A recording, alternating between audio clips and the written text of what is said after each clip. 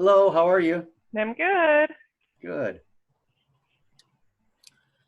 Alrighty, as everybody is joining in, I will let you know that the video is totally optional. If you'd like to keep it on, that's fabulous. The presenters would love to see your smiling face.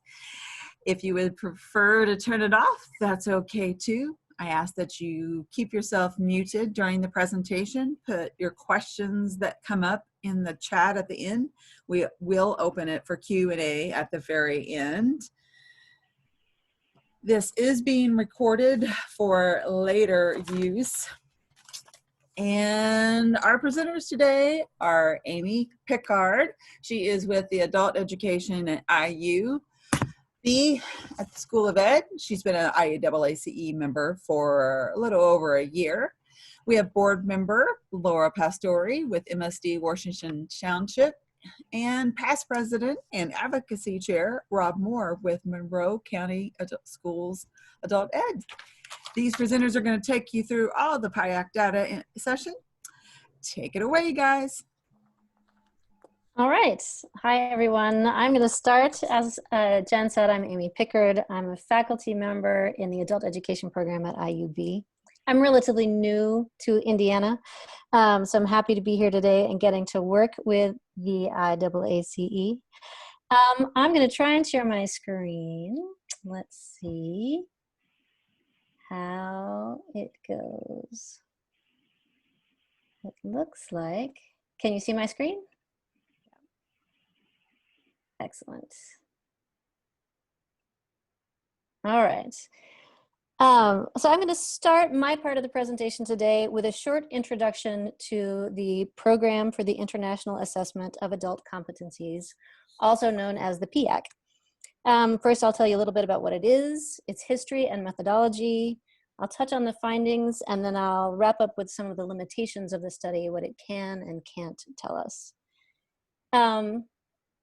I can't see my slides over your all's lovely faces. Let's see how I can.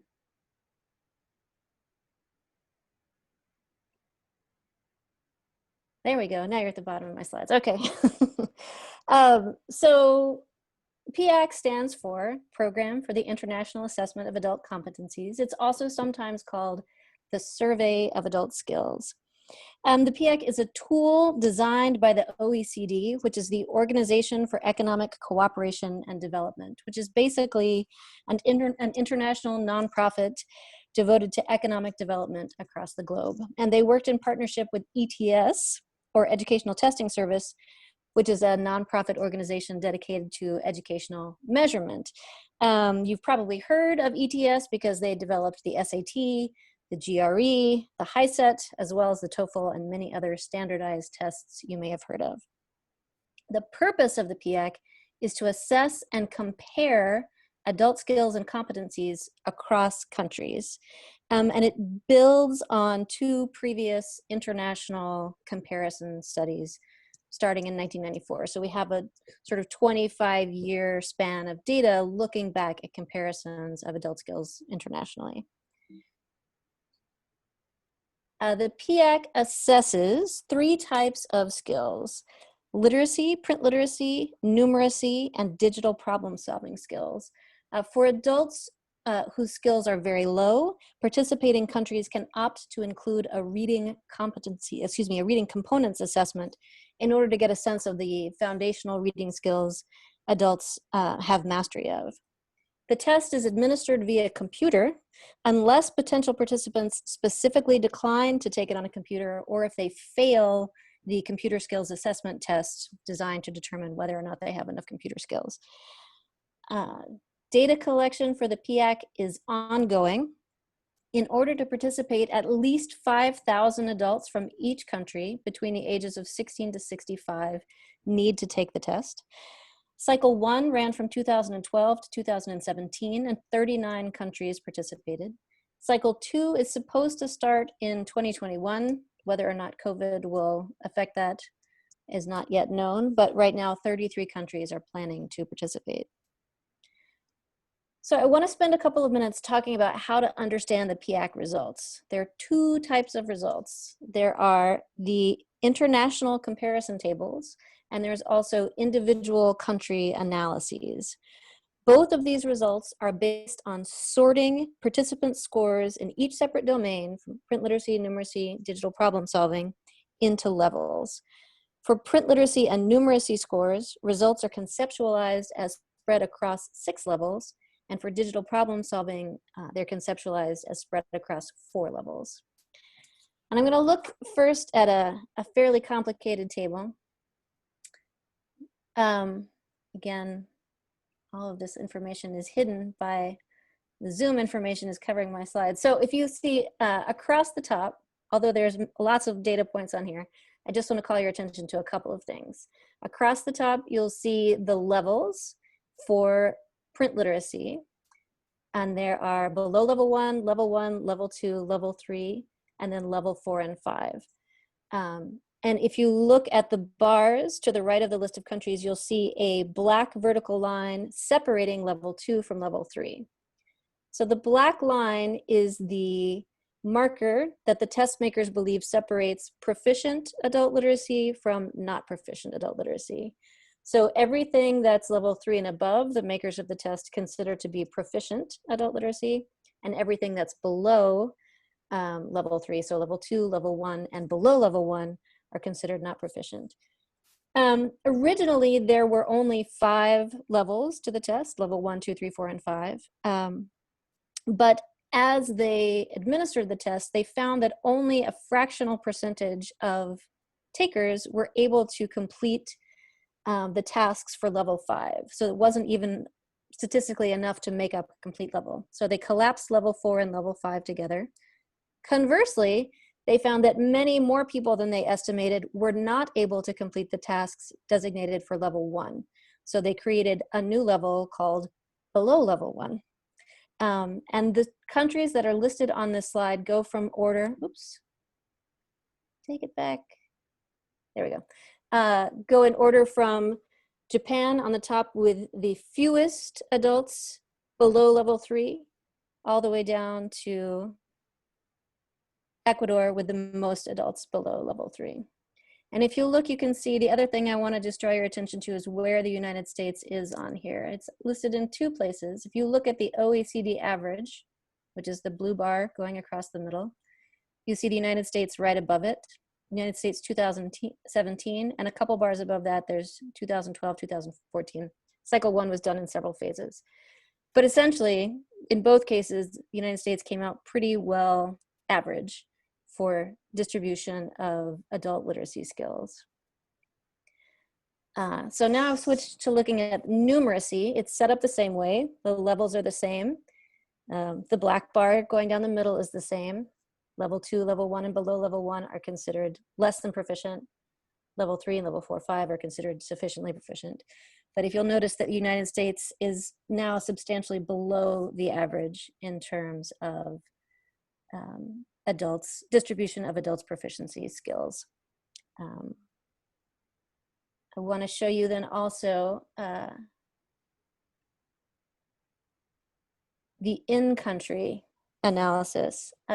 So these are the results of all 3 phases, 2012, 14, and 2017, for literacy, numeracy, and digital problem solving for just the United States. So if you look at just the literacy, you can see that according to the test makers, approximately half of American adults do not have what they would consider to be sufficient literacy skills. If you look at numeracy and digital problem solving, you'll see that it's closer to 60 to 65% of adults, they would argue, do not have the literacy skills they need. Also within the United States, the populations, the skills are not evenly distributed across populations. So a couple of groups are known to have lower skills. So I'm going to show you now the scores for incarcerated adults. This is just from the first 2 phases of cycle 1. So all the way the top right box, percentage below level 2 in literacy, you see 2 columns, US prison and US household. So 19% of adults in US households scored level 1 or below level 1 in the print literacy assessment. 29% of adults in prison scored at level 1 or below level 1. And I'm going to show you now scores for foreign-born adults. Again, you can see really very elevated scores in level 1 and below level 1 for adults born outside of the United States. That brings us to one of the biggest limitations of the PIAAC, which is that it is administered in English. English is not the official language of the United States, but the test was only administered in English. So the results of the test are not able to differentiate between people who are fluent in other languages and who are fluent readers and writers in other languages, but not in English, and adults who are not fluent in any language, including English. So if you are a PhD physicist from Russia, but you just got here 4 months ago and you don't speak English, you would come out potentially as below level 1 or level 1, even though you have many literacy skills in your native language. So that's probably the biggest critique that's been levied against the PIAAC, is that inability to differentiate between people who are actually in need of literacy development and people who need like second language assistance. Another important limitation is that it only assesses adults up to age 65. This is important, particularly if we're talking about health literacy and the need for health literacy among seniors, who are among those who use medical services the most. The PIAAC doesn't do much to tell us anything about how well older adults are able to use literacy skills or complete literacy tasks. There are also a few philosophical limitations to the PIAAC. One is that it really primarily tests test-taking skills in the same way that taking the SAT or taking the GRE or taking any other standardized test does. And research shows that adults, particularly adults who have difficulty with literacy, are actually better able to perform in non-test situations, in situations where they have context to be able to support their application of literacy skills. Another philosophical concern is the idea of international comparison, how or why it might be useful to compare one country to another in terms of literacy skills. There's a lot of potential for cultural bias. Similar critique has been levied against the SAT and other standardized tests. I think with the PIAAC, it's particularly of concern that in the coming cycle, in cycle 2, there is a plan to include a socio-emotional skills component, which are clearly culturally specific kinds of skills. So I'm not sure the benefits of constructing comparative profiles of countries whose social emotional skills might be culturally different than the test makers. The final philosophical limitation is that the explicit purpose of this is to gauge adults' ability to proceed to employment, but that's not a new critique for the sort of current trends in the field. However, many students come to our programs with a wide range of goals, which may or may not include employment. The last two limitations are one that the local results, which Lara is going to talk about in a minute, which are really interesting, are based on sophisticated statistical estimates, but they're models. They're not based on person-to-person actual assessment of people who live in those counties. They are valid, they're considered valid. It's likely though, as quickly as statistics is changing, that in 5 years they will come back and say, well, we have a slightly more accurate model for you. Finally, it's not terribly useful for instruction because adults come to programs having lived their whole lives and developing different coping skills. What makes one adult test at level 2 might be very different than what makes another adult test at level 2. So there's not a sort of one-to-one correlation between what's happening on the PIAAC or the skills that people are able to complete on the PIAAC and what might be useful for instruction. However, it is very useful in terms of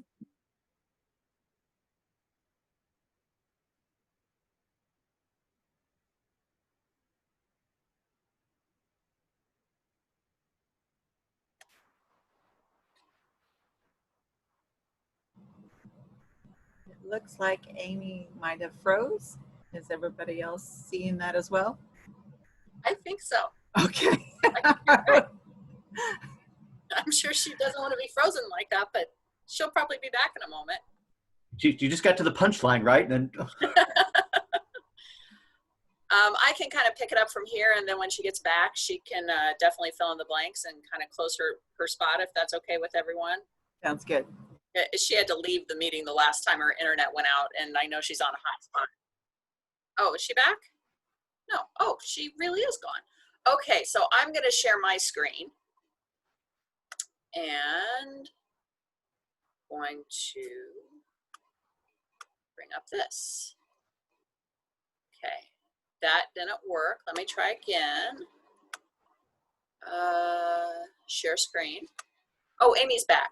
I'm back. Well, I was on my last slide, so that was perfect. Okay. Okay.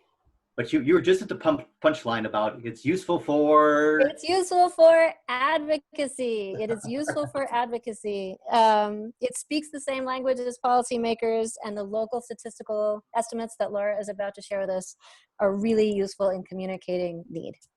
Okay, can everybody see my screen? Yep. Yep, okay, great. So we're gonna move on to the interactive portion of our little session today. And Jen is going to send out the link to this map. It's an interactive skills map. And just to let you guys know, it is based on a statistical model, and it gives you kind of this disclaimer right at the beginning. And it says there are 12,000 plus adults who took this survey, and they have estimated and modeled it out to the entire country. And just like Amy was sharing, it's a great estimate to help us understand what's out there. We have a much more in-depth knowledge of when people come in, what our students are actually at, but this tells the whole story, where we just tell the story of our program. So that's how I would look at the two different ways to explain and use our data.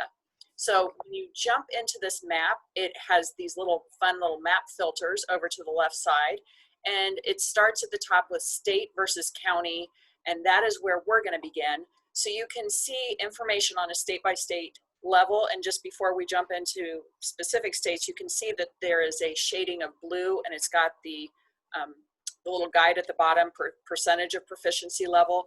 So essentially what that's telling you is the lighter the shade of blue, the higher the literacy proficiency level is, and it automatically defaults to literacy. So you can see we've got literacy and numeracy. We're going to start with literacy, but here we are at the state filter with literacy. And you can kind of see the picture of our country on where we have the highest and lower proficiencies. But if you roll over each state, it's going to give you just some real basic numbers. So where the state is in literacy, Indiana is at 19%, and that is at or below level 1. So that means you're at a 0 or 1. 22% of the United States is at 0 or 1 in literacy, and that's the default they give you. And then 19% of our state. So take it a step further. Let's click on Indiana, see what that brings up. You've got a nice little one sheet here that shows you, there we go. So we're pretty much the same as the national average. And when you click on Indiana, it already brings up the numeracy. So while it defaults to literacy on the map, it is going to show you numeracy when you click on the state. So it just goes through some real brief data points on where Indiana is as a state. So you can see 19% are below level 1, and then level 2, and just to back up for a second, it groups them. So where Amy was showing you 5 and 6 different, actually 6 different variations of or levels of literacy, this map groups them. So 0 and 1 is this first bar, level 2 is the second bar, and level 3 or higher. So 3, 4, 5, 6 are all combined on the far right of that spectrum of the bars. So that's how the levels are different in the map versus what Amy explained a little bit earlier. So we can see Indiana, very similar to the country. And what becomes interesting is you can see numeracy, we're at 29%. So we're gonna jump back out of this one sheet where we clicked on everything. And let me move my bar here. So let's slide over to numeracy. And it goes green. I'm not sure why it's green, but when you roll over to Indiana, you can see that, let's jump back, that as a nation, 32% of our country is at level 1 or 0 on the numeracy scale, which is shocking. But Amy showed us that country comparison, and we really struggle with numeracy. And then as a state, we are at 29%, level 0 or 1 in numeracy. So really, really kind of shocking numbers. So while Indiana is a state, slightly outperforms the nation on both numeracy and literacy, it is not that we're doing well, it's just we're all kind of in the same deficient boat together, and that's kind of what we're looking at. So there's the state level, which probably isn't as helpful as the county level. So let's jump to county. And as you can see, this is pretty easy to use, but wow, whole bunch of counties there. So it gets overwhelming. So I zoom in a little bit because my eyes are bad because I'm getting older. And there, it allows us to see more detail. No, not Kentucky, not Kentucky, on Indiana. So I'm going to jump into Marion County because that's where I'm from. That's where my program is mainly. So I can, and that's not Marion County, that's Hamilton County. There we go. So as a county, Marion County is at 24% below, or 1 or below on literacy. But it's pretty similar. I'm not too far off the state average. State average is 19%, and usually you get that same within a range of 5 percentage points or so. And then you can see that we are below the state average on numeracy. So while the state of Indiana is at 29%, we are at 37%. 37% of our estimated adult population up to age 65 is at level 1 or below on numeracy. So that's pretty important for us to understand. So the second piece of this map where we can kind of go a little bit deeper in the information is we can add variables. So Amy was talking about all the different demographic variables that we have here. So let's look at some that might be important to us real quick. So of course, less than high school. Once again, this is a projection, and there are lots of other studies out there that give projections, but while we're in this, we can look at that. So we submit who in Marion County, it's telling us 14% of the estimated adults don't have a high school diploma, which is fairly consistent with what we see with other sources. Another one that I think is really interesting, so we're going to go back and change. We're going to clear it. We're going to add a different variable. So she was talking about foreign born, so we talk about that a lot. But really what we want to know is someone who's foreign born may speak English. I need to know where are they estimating does not speak English well or at all.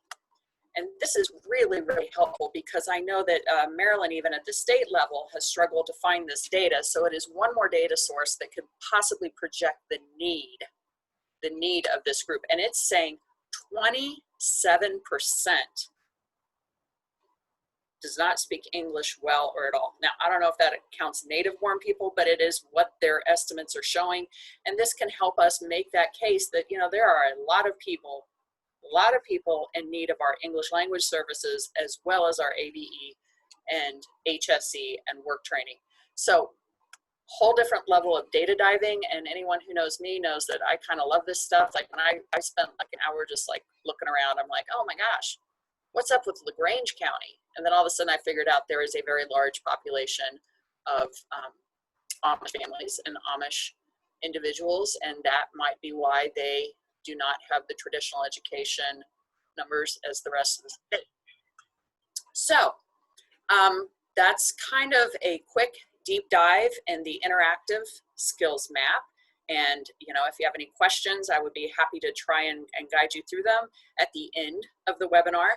But it is very easy to use, and I hopefully have given you a couple of tips to really be able to get in there and find some unique data to your program. One last thing before I jump off and hand it over to Rob. We did talk a little bit about how as adult educator or program directors and providers, sometimes we might have multiple counties that we provide services for. And it's really helpful to understand what certain counties look like compared to others. So we have classes up in Boone County. We also have classes in, like I said, Marion County. No results found for Indiana, really? Okay.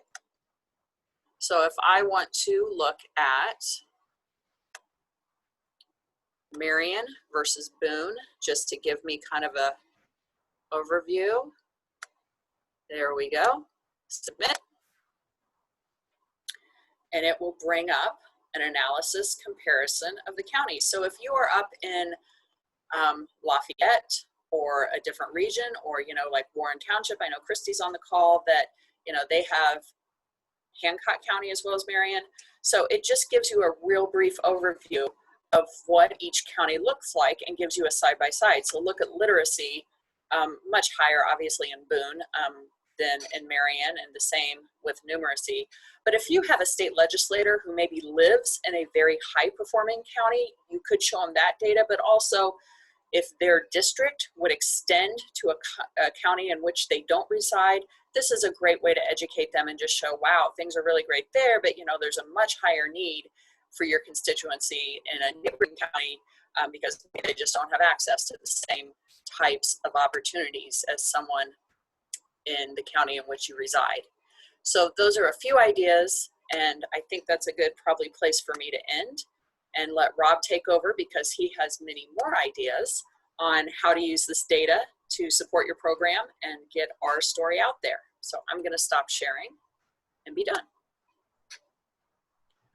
Okay, well, thank you, Amy and Laura, for the background and for the practicalities of how to use that tool to get information. So my part here will kind of go over some ideas about how we can use this data. So I'm going to share my screen, and now you all are much better at Zoom than I am. So can you see my desktop now? It's all jumbled up with a bunch of icons. Yes. Okay, very good. And a web page is opening up. You're seeing that? Yep. Okay, I must be doing something right here. Okay, so our friends at Pro Literacy, which is an international literacy advocacy organization, they're also associated with Newsreaders Press, has been publicizing the PIAAC data and some tools that we can use to make this data usable for people. And if you go down their website to The Numbers Don't Lie, read more.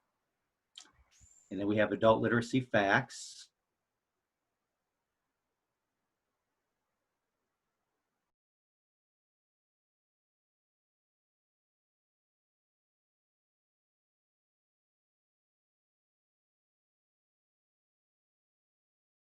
Did. Jen, always a step ahead. Good deal. Thank you, Jen. Okay. So down here, you'll see a link to the skills map that Laura was showing us. And then also down here below, there are some customizable reports that you can make. If you'd like to have some directions on it, there is a YouTube video that is 28 minutes. So if you have some time to watch that, they can show you how to use these templates. But if you don't, that's why you're here. And there's some instructions are here. I'm just going to open that up. And just to kind of have that handy to show you.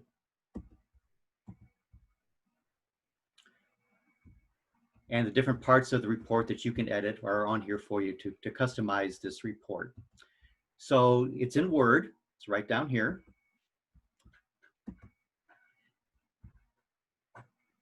I think this is a really fantastic tool. So here they have some PIAAC data for a, I guess it's a fictitious county called Literacy CNY that this fictitious adult ed program has put together. But because it's in Word, you can edit it and you can make this your own. So for example, maybe this logo, we want to take that out like so. And we want to add our own. So we're going to go ahead and insert a picture, and let's see if I can find them. Monroe County Schools. logo someplace. It's on my desktop. There's all the stuff on my desktop, and I want the logo. Okay. And actually, I think I want to try to put that in the, what do you call it there? The header. Just 1 second here. I think that'll go better there. Okay. And then you can resize it like so, and you can space it over.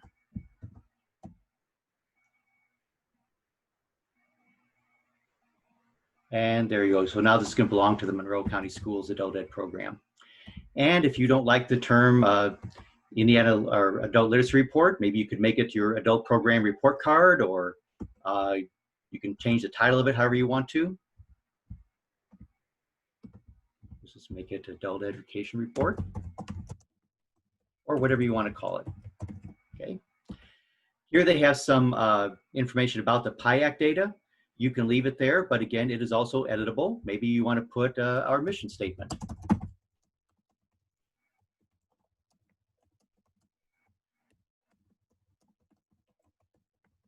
Okay, something like that.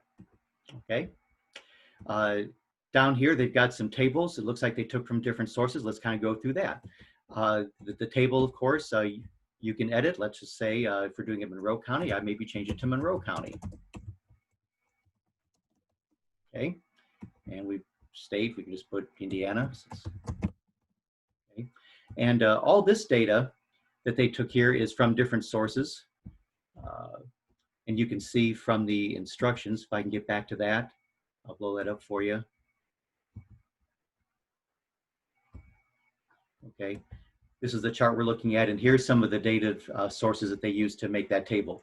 You can go back to your chart here and you can change that. Say, I don't want that one. I want graduation rate up here. I want poverty rate on top.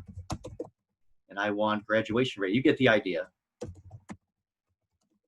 Okay, and all the data can be changed to make it customizable. Okay, the program stats, again, this is all editable. It's not really 1 in our 6. In our county have low literacy skills, it's 2. Okay, in our county, it's not below poverty 25%, it's 30%. Okay, you can change all that. You don't have to use these particular stats. This is all customizable to you. Okay. Again, from the PIAAC data, they have some suggested data. Again, you'll want to change that to your particular program. And I think this is editable. It's probably in Excel that they've inserted here as a chart. So you can go ahead and edit that in Excel, and it'll put it right in there for you. Also want to point out page 2. Get that logo out of there. Okay, there is a page 2 of it. And here might be some ideas of how you might put program-specific data in there, whereas this may be more global data on page 1 for your county or the state. Down below might be some data you want to put for your program. Who are your students? Okay, again, you can edit this particular chart. And a little bar graph, or maybe I don't want HSE in there. I'm going to put some other types of data in there. Here's how you do that. You just edit the data. And you can change the labels of them and what numbers go in there. They got an idea there. You might want to put your total number of students. They serve 500. That'd be pretty close to ours. Funding sources, again, it's all editable. Here's a nice little thing for a student success story. Okay, like we've been trying to collect from all around the state. So you could put a picture of somebody there and write up a brief success story just to show people who are more attracted to the human element of your program more so than the number part, and what, because the story gets heard in different ways by different people. Some people like the numbers, some people like the human element. So here you're making a piece that would be attractive to both people to understand your program. In the blue seems to be kind of a call to action. The one that's given is to try to get donors to the program, but maybe you're writing to legislators, and so you want their support in the session on things. So you could customize that. Try to get with IAAC Advocacy Committee to get the latest message you're trying to get out, so we're all speaking in unison. Maybe your program is, maybe you're speaking to your school board or to community groups. you can make this call to action, what you would like this particular group to do to support the students in your program. So that's a nice little tool that you can use from ProLiteracy to tell your story. I think the main thing to do here is to go through this template and remove all references to CNY, this fictitious group, read it very carefully and proofread, get all the data in there right, and make sure that, Central New York, you're not talking about Central New York, you're talking about your county in Indiana. So make sure you're going through that like a fine-tooth comb and removing all those references to this fictitious group and putting your name in there.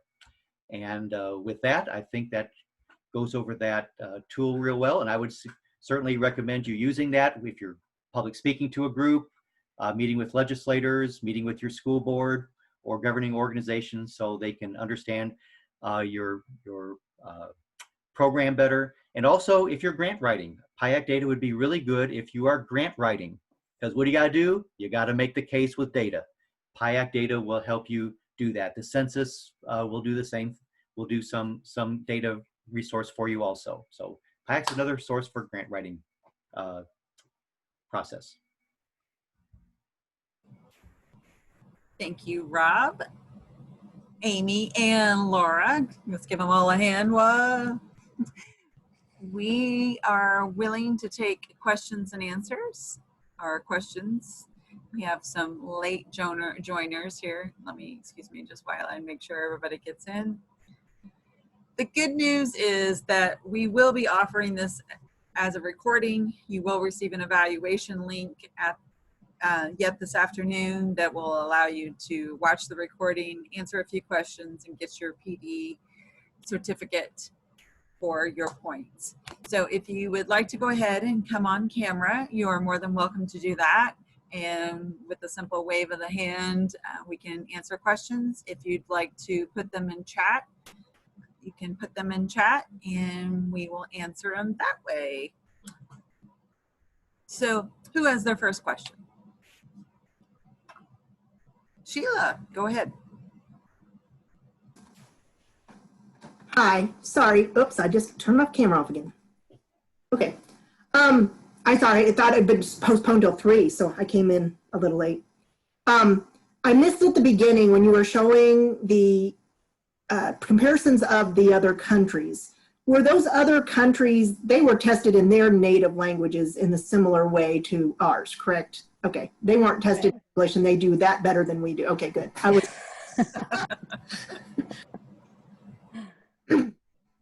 No, that's right. I don't actually know if in other countries they administered it in multiple languages or not, but my understanding is that it was just in one language for each.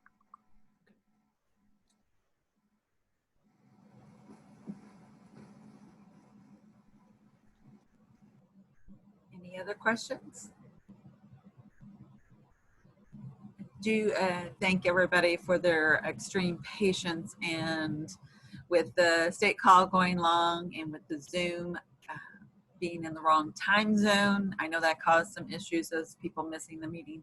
But that's why we are going to allow you to watch this and replay and still get your credit in its entirety. The slides will also be available for you in the email that I send out afterwards so that you can have all the access and all of the links as well. Any other questions? Obviously, the presenters did such a good job that there are no questions because they answered it all. Bravo, round of applause. Well, we appreciate your attendance today. And with that, we will end our session.